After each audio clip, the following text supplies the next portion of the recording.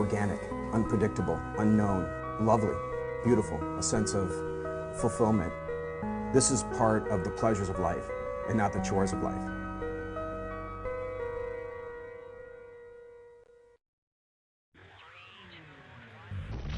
Coming up on Daily Iowan TV, crime around campus. Learn what the Hawk Alerts didn't tell you about the Wednesday armed robberies. And monstrous money. See how the tradition of Halloween can make your bank account look a little scary. And in sports, we celebrate Halloween by profiling one of the scariest football players in the Big Ten Conference. That's all coming your way next. Daily Iowan TV starts now. I'm Tom Brokaw. For more than 100 years now, the University of Iowa community has been waking up to the Daily Iowan. Today, it's the largest newsroom in eastern Iowa. And now you can see the news every night on Daily Iowan TV and get it anytime worldwide at dailyiowan.com.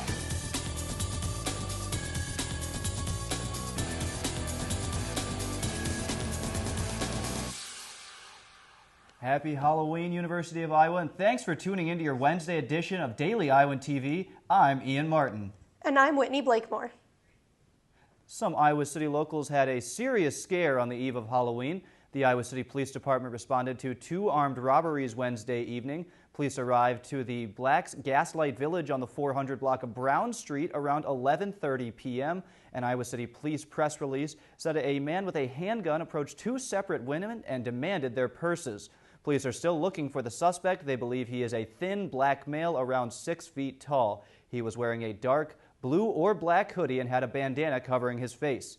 Iowa City Crime Stoppers are offering a $1,000 reward for information, and you can contact Crime Stoppers at 458-TIPS. The university sent out a Hawk Alert about an hour after the robberies occurred, but the message had several flaws. Many of the Hawk Alerts were blank with no message of warning. Here is an example of one voicemail received. This is a University of Iowa Hawk Alert. Replace this line with activity/event, location, and optional recommended protective action. ce.uiowa.edu for more information. The UI spokesperson Tom Moore said the issues had to deal with a software update. The Hawk Alerts also misstated the race of the suspect. And this time of year, the tricks are scary and the candy is sweet. But the amount of money that people spend on Halloween can also be frightening. Daily Iowan TV's Christina Targos has the numbers on this fright-tastic day.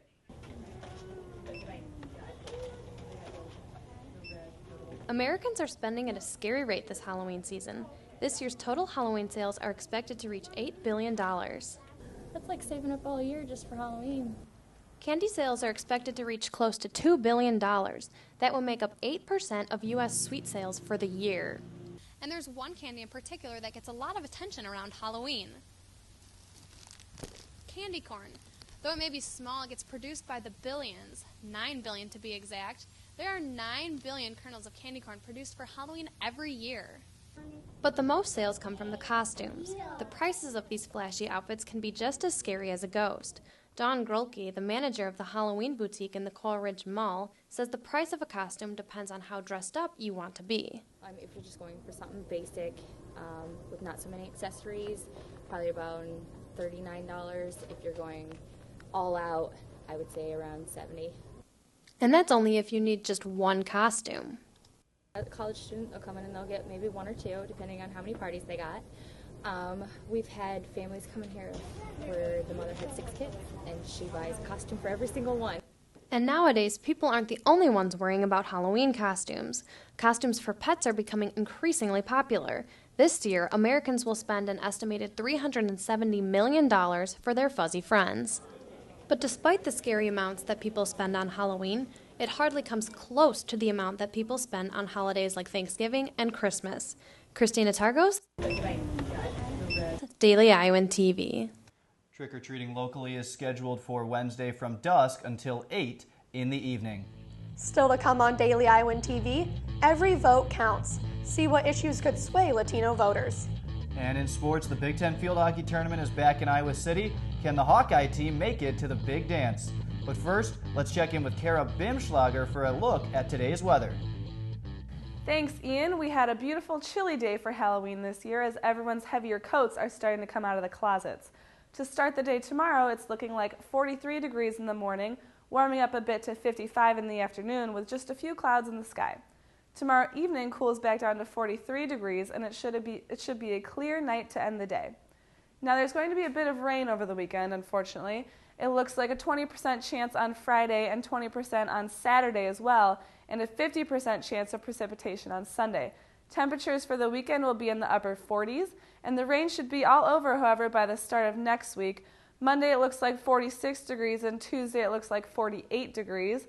And that's all for weather. Here, with me here at Weather, back to you guys at the desk. Thanks, Kara. The Hispanic population has grown 43% in the last decade alone.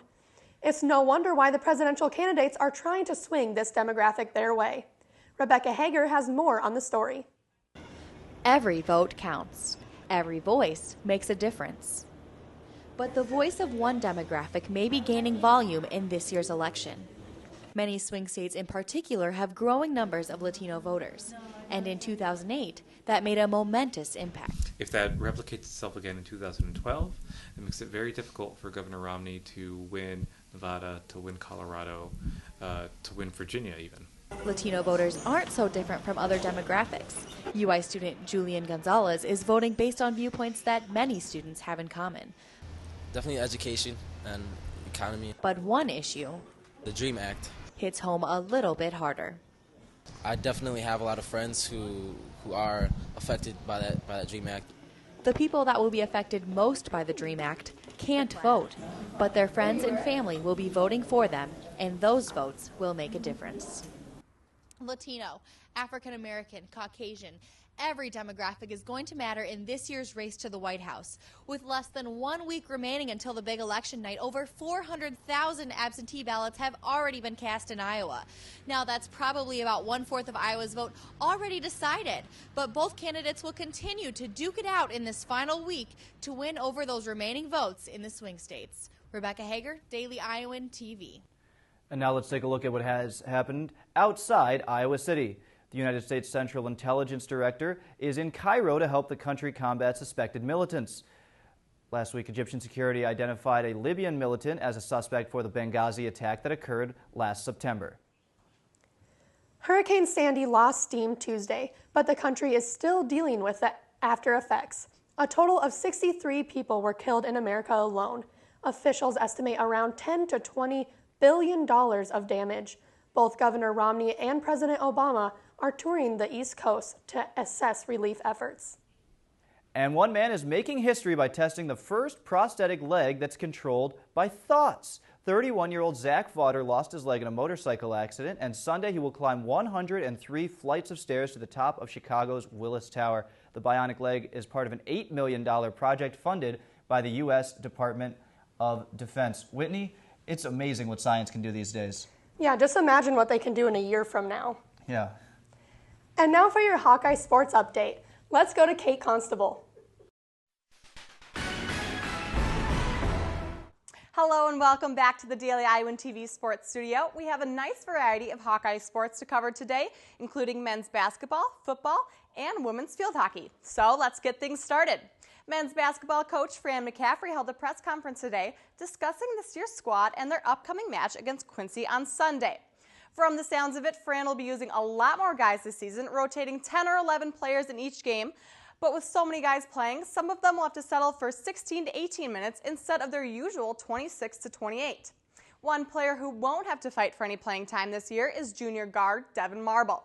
Fran made it quite clear that Marble would be the Hawkeyes' go-to player in tough situations. And if Marble's progression from his freshman to his sophomore year is any indication of how hard he worked in the offseason, I'd say he's going to have a good junior year. Well, it's Halloween, and what kind of sportscast would it be if we didn't talk about the scariest linebacker in the Big Ten Conference? That's right, I'm talking about Iowa's own James Morris. So as tribute, Daily Iowan TV sports reporter Annie Constable has set out to see just how fearsome this ghoul actually is. On the outside, James Morris is an average, soft-spoken 20-year-old college student. But once he laces up and slips on number 44 for the black and gold, an animal is released.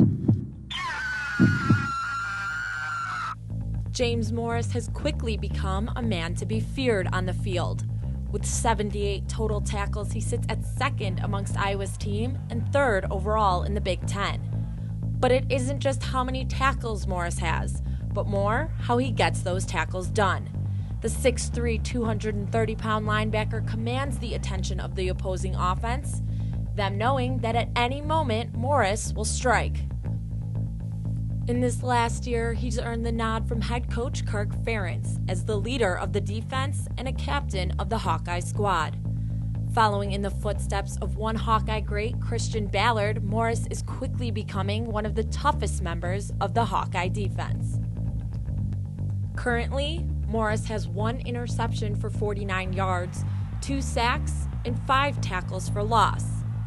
And with 4 more games left in the Big Ten, you can guarantee teams will be preparing for the threat that is James Morris. Annie Constable, Daily Iowan TV Sports. Well, that's one guy that I don't want to see trick-or-treating tonight. However, I do look forward to seeing Morris scare the pants off of Indiana's offense on Saturday. We now welcome Daily Iowan field hockey beat reporter Cody Goodwin to preview this weekend's Big Ten Field Hockey Championships at Grant Field in Iowa City. Cody, it's always a pleasure to have you on set with us. It is always a pleasure to be back here, and the tournament starts tomorrow at 11 a.m. Actually, the Iowa Hawkeyes field hockey team kicks off the tournament. They start first round tomorrow against Michigan State at 11 a.m. at Grant Field, so everybody should come out and watch the Hawkeyes as they are on their quest for what would be their 5th Big Ten tournament title. And now this is the 3rd time that Iowa City has hosted the tournament, once before in '97 and most recently in 2005.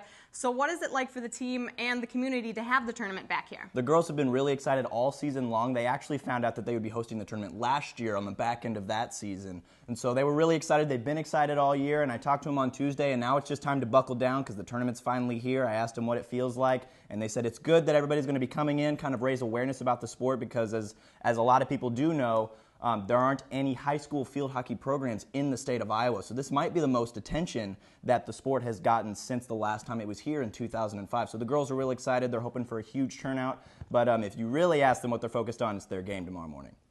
And so you mentioned earlier that they're the 4 seed and they're playing Michigan State. Now, they beat Michigan State 1-0 earlier in the season. So what is Coach Griesbaum's team going to be focusing on in these next few days leading up to tournament time? They're not really focusing on anything in particular other than playing a complete game. That's one thing she's been focusing on all season long. And she said that the last game they played, the last regular season game on Sunday against Northwestern, was the final game of the season. It was also the first complete game they had played all season where they played 70 straight minutes of solid field hockey. So that's really what they're looking forward to do.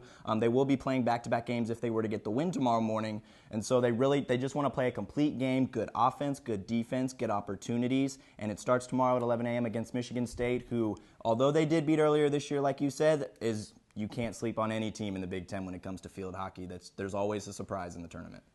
And last year they made it out of the Big Ten tournament into the NCAA tournament. So this isn't really new territory for them, but what are they going to have to do again this year to kind of make it to the big dance? They really helped themselves out again with their win over Northwestern, who was ranked 8th in the country when they beat them on Sunday in overtime 3-2 in exciting fashion. But what they're really going to have to do will help their case to make the tournament. They've been kind of ranked 12th and 11th all year long, and they only allow 16 teams into the tournament. But again, what they're going to have to do to help their case is to win first round on Thursday and put up a fight against who would be Penn State on Friday, who's a top 5 team. They got beat by Penn State earlier 5-1. They're looking to rebound, either get a win or make it closer. You know, Coach Griesbaum's really looking for a victory there. But again, a win on Thursday and then a good contest on Friday. Whether they win or lose, if they keep it close, it's going to help their bid for the NCAA tournament. Okay, well, thanks for being with us here today, Cody. We always appreciate that. Back to you guys at the desk. Thanks, Kate. And only with Daily Iowan TV can you get a sneak peek at Thursday's pages of the Daily Iowan. Read about major changes. See how the new University of Iowa Honors Program will affect current and future honors students. And Project Marrow. Read about how bone marrow organizers are focusing on quality, not quantity. And that's your latest edition of Daily Iowan TV. Be sure to check us out at the same time tomorrow or anytime at dailyiowan.com. Thanks for watching and have a great night.